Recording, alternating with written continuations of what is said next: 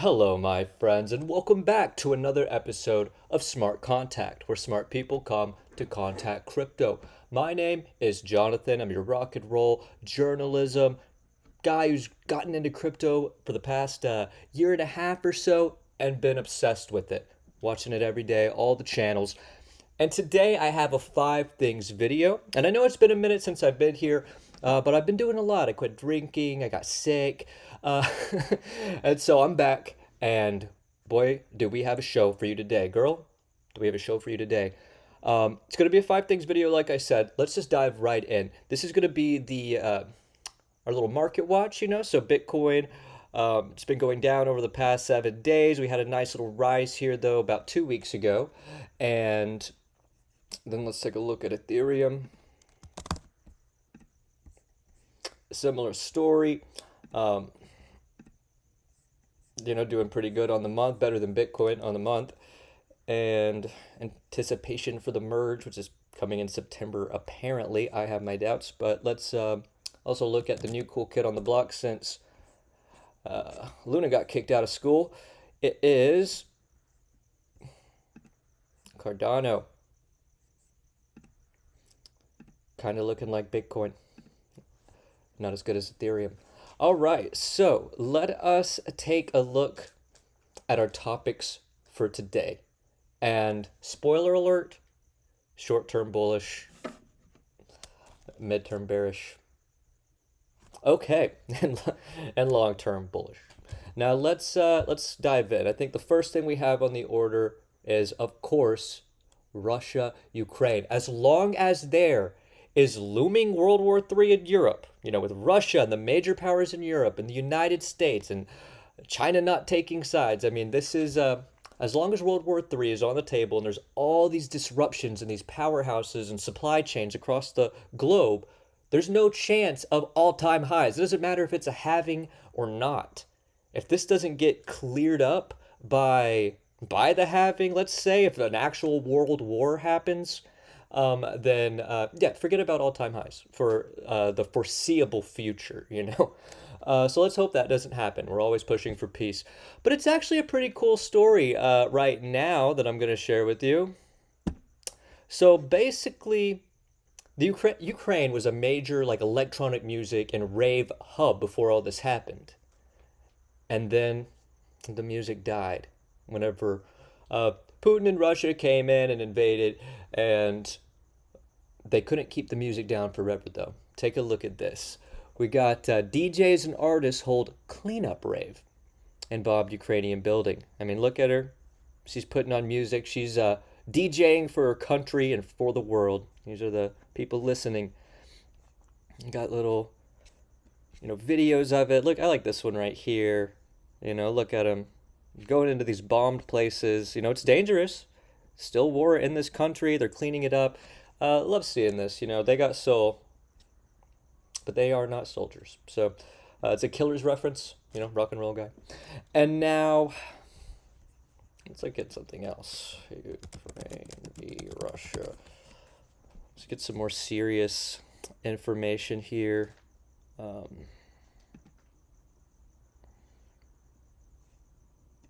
Is that from the 4th of July?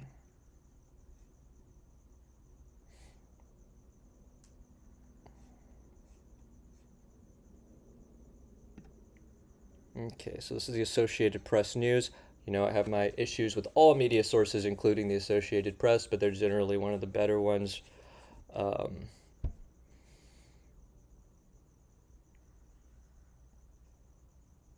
So Russia is it's going to pull out of the International Space Station after 2024 and focus on building its own orbiting outpost. So more things from Russia, isolating itself. I know they're getting rid of their Jewish embassy. They have a deal to where Jewish people don't get prosecuted in Russia. They would be sent to Israel. They're closing that down, so there's more tensions between Israel and Russia. Also, people in Ukraine didn't have, if you were Jewish, you didn't have to join the fight, and most of them didn't and went to Israel. And so, yeah, the war is still going on. Let me see if I can find a better You know I hate you, Google, but you find better stuff. Russia, Ukraine. I don't totally hate Google. There we go. See, this is what I was looking for. And July 26, 2022. CNN. Another piece of trash. I do like it a little better than Fox News and MSNBC, but they're all a bunch of, I like that turd a little better than that turd. They're bad. And so yeah, vital grain. Oh yes, yeah. Everything's about grain right now, as there's food shortages across the world. So vital grain shipments from Ukraine expected to resume. I know Russia also opened its pipeline back up, so there was a huge crisis averted. Like 40% of the natural gas come in Germany comes from Russia. So and Germany's the biggest economy in Europe. So that was very important. Russia's foreign minister blamed the West for global food shortages as he tours Africa. So, he said, she said, he did, she did. It's a lot of, there's many different forms of warfare, more than just on the battlefield. And so now let's move on to the next subject, and let's pray for everybody over there and that things get better. So going from Ukraine and Russia to NPR. I'm actually going to be talking about NPR as my second thing today, and its relation to cryptocurrency. So what is NPR? NPR is a American privately and publicly funded. Privately means the money comes from private sources and like companies, corporations, and publicly funded, which means it comes from the general public. And it's also a nonprofit, which typically means it's going to get some kind of money from the government. And it's headquartered in Washington, D.C., and then there's another headquarters in California. And so it is one of my main news sources. I will be honest about that. Now, they definitely have spread misinformation before. I'm not some NPR fanboy, but based on my educated understanding of how honest journalism works, NPR is higher up on the list. Now, of course, they do have times where they just talk all day about Amazon. And you think that's an accident? No, Amazon's one of the biggest contributors. There are sometimes they had this thing once where they said they were like, we're gonna have two unbiased people talk about the beef between Elizabeth Warren and Bernie Sanders, and both people agreed. Oh yeah, Bernie Sanders is just a total bigot. He's a sexist bigot. But anyways, that's neither here nor there. Generally, whenever there's the publicly cited information that they give, it's good information. There are good people at NPR that do care about the news. And so they've been talking a lot about cryptocurrency lately. So that's a good reflection of how NPR is a little different. I mean, they talk about it every single day. I listen to it on my way to and from work. And so that's what it is. And then let's see what happens when you do NPR crypto. Look at all this. Just all the way down the list. These are all July 2022. We got two crypto crash indicators. Amid the hype, they bought the crypto near its peak. The house comes with a built-in cryptocurrency miner. That was kind of cool. 4 days ago.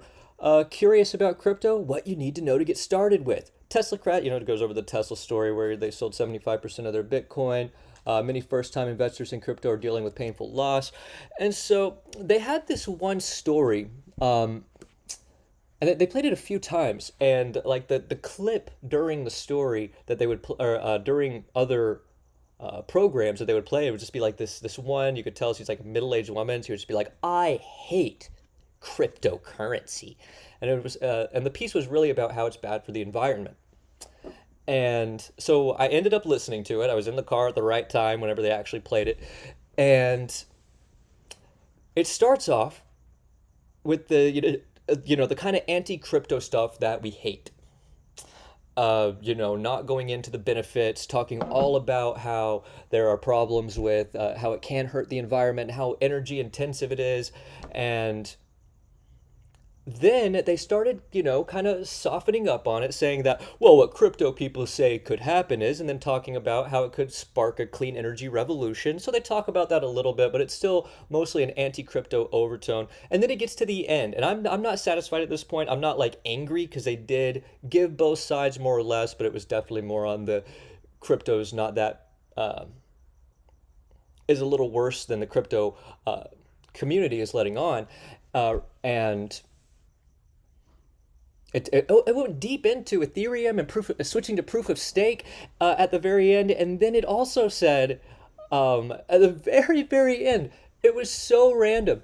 It was like, now could be a good time to get in if it really does take off after this ETH merge, but a lot of people are hedging their bets, and so you might want to consider getting, wait for it, Avalanche. The last sentence of the thing is consider getting Avalanche instead of Ethereum. And right now, I'm saying that now. And so I just thought that was really funny, really interesting. And I still laugh about it. That was like a couple weeks ago that I heard the story. But they're putting stuff out constantly. I mean, I got out of the car every single day. They're talking about crypto. I remember during the bull run, they had they talked about Voyager a lot. They also talked about Kava, the cryptocurrency Kava. This one. They had a commercial for them, and so I'm just sharing that about NPR. You know, keep your eye on it. They have a whole cryptocurrency page, all the big stories. Today they were talking about, yeah, like, did it work or did it not work in El Salvador? And basically, they said it's not great as a currency, which I think we already know that. It's a good, like, backup currency if you have nothing else, but it's really a store of value. All right, so moving on. This is going to be the probably the most bullish thing for the short term, for the next week or two or less, next few days. Let's just say the next days. Um, so the chip funding bill clears key Senate hurdles, and this is from 13 hours ago. Um,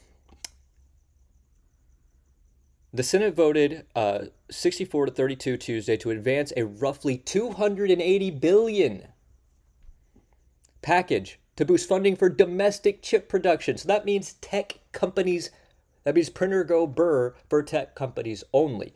Now, does this change anything macro? Not at all.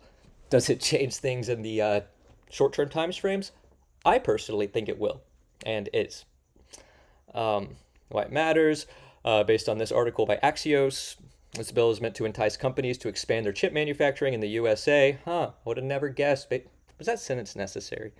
Uh, due to the supply chain disruptions for cars, appliances, and helping the U.S. compete overseas with China. And so, yeah, that's really exciting. If this actually can pass and it goes all the way through, gets signed by the president, we'll definitely see a short term, and that would perfectly coincide with what we've been seeing in the charts in this possible short-lived run that we're about to have, or are currently having. And so, yeah, 52.7 billion for chip manufacturing research and production, including 2 billion for legacy chip production, a 25% tax credit for investments in semiconductor manufacturing worth about 24 billion. All kinds of corruption going on with our creating semiconductors, but that's another story for another day. 1.5 billion for the development of open architecture software-based wireless technologies known as ORAN.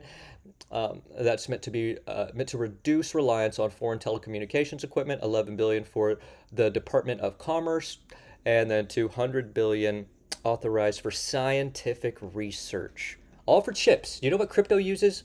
Chips. I think you need to have chips to do anything crypto related, including viewing your portfolio. And the mining, everything. So this is huge. This is very good for the short term and for the long term. I mean, if let's say they don't do a bunch of buybacks and buy a bunch of crypto with this, which is typically what corporations and entities and rich people do whenever they're given money to help society, they typically invest it in themselves. They do stock buybacks, and so we have to, when we say swim with the whales, we don't want to be like the whales because they're not good, but they do have all the power and money. so. Um, So what's next? After the final vote in the Senate, the bill will head to the House, which is Nancy Pelosi is the leader of it. Kevin McCarthy is for the Republicans. That's a terrible, terrible place. I mean, there are I think in the house you're gonna find the most good people, but it's a tiny fraction of good people. Of the people there, most of them are snakes and liars, and only looking out for themselves and their donors. But there are some in the House and a few in the Senate, um, one or two in the Senate, maybe just Bernie. I don't know, but yeah. So it's going to go to the House, which it faces a short timeline for a vote before the August recess begins. So it's going to get passed most likely this week, and that's when we're going to see. I think when this officially does get passed, I believe that is going to trigger a short-term rise in prices before plunging. Um, okay, so here's another bit of bullish news, and it underscores what I've been saying this whole time about the short term versus the midterm versus the long term. I'm not talking about long term because we're all bullish on crypto in the long term. Long term, I'm talking on the yearly, the yearly chart. Now, China plans real estate fund worth up to 44 billion for distressed sector. This is from yesterday. So what another way to say that is, print or go burr. Um, China's going to be printing off some money. They're in really a bad debt situation. They're going to launch a real estate fund to help property developers resolve a crippling debt crisis, aiming for a war chest of up to 300 billion yuan. So China's in all kinds of problems. Remember how they would always say China owns the world because they give up so much debt, or they buy up so much debt. Now they're having problems themselves, and they're going under these extreme COVID lockdowns still. And that even makes you think, like, if COVID's still so bad there, what if it does end up becoming a thing here again where we start having lockdowns? I mean, that would be the best thing that could possibly happen for crypto. Um, and so yes, that is another interesting thing. We have China having major issues, but if they and China's markets had a nice boost um, recently too, just last week, and so everything looks good right now, even the macro factors and the charts for a short term rise. Maybe a good time to take profits. Okay, so let's see, what other stories did I have? Was Russia and PR chip build China? Huh, I guess this is the last one. Okay, so crypto's crash. So why is Kevin O'Leary, Edward Snowden, Snoop Dogg, and Mike Tyson, um, and more still putting their faith in Snoop Dogg? I like this. One of these things is not like the other. One of these things is not the same. Um, I mean, they're all unique and special in their own way, but I feel like Edward Snowden, the guy that's not allowed to come to the United States because he was a whistleblower that let us know that the United States government was illegally spying on its own people. Compared to Kevin O'Leary, Snoop Dogg, Mike Tyson. Oh, Mike Tyson, amazing, boxer in his time. Snoop Dogg, amazing rapper in his time, and influencer still today. Kevin O'Leary, great picture of him right here. It's the best looking I've ever seen him. And it also goes over the same kinds of things I'm saying, why they're still enthusiastic because of the implications that crypto has, that they do think in the long term it's going to be very valuable. So buying now, even though it could go down more, even if you bought at the top before, it's going to go a lot further up in the future. Goes over why it's tanking. They basically say it's inflation.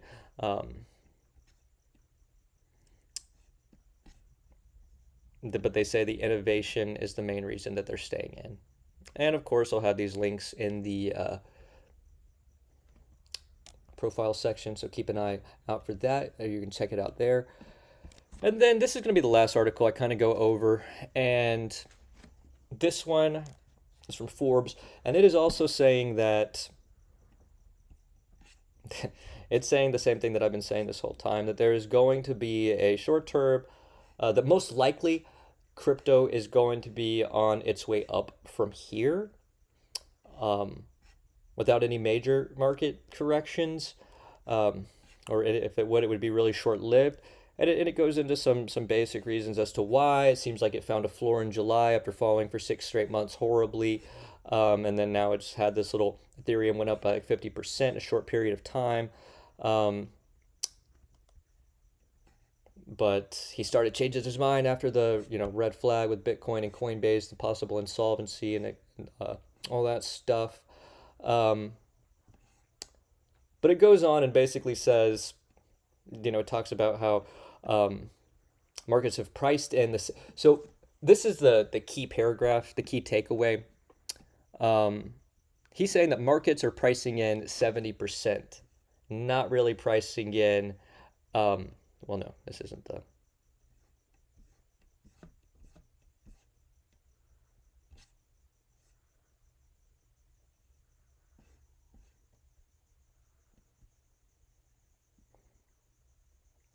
Yes, this was it. Okay, markets are pricing in the 70% likelihood of a 70.75% basis point hike.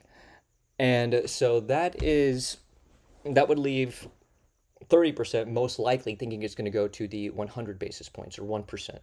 I'm sure there are a few people out there that think it's going to go, maybe they're going to drop down to 2.5 or not raise at all. But I doubt that very seriously. So basically, this article is saying that he believes as long as it's 0.75 basis hike rate, basis point hike, then we'll see a nice little rally here. If it's one, probably not. And also, he says this later on in the article, which is on the headline. Yes, it all depends and assumes that um, inflation goes down. And if they let's say they raise 0.75 or they raise one, and then next month we see something higher than 9.1, which is what the inflation numbers was on this last month, then all bets are off. And I think that's very realistic. And so, what have I bought over the past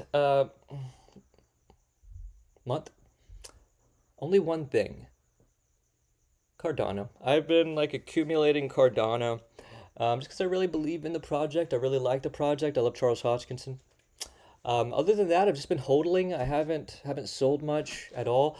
I did actually. I bought around 35 cents. I did put a couple $100 in Polygon, and then I sold it when it got to 90 cents. So it was a nice little swing trade. This is the kind of money that I have. I have not made it yet. I am like you. I am like the rest of us. I'm not one of these people that come on here and say, I already made it in crypto.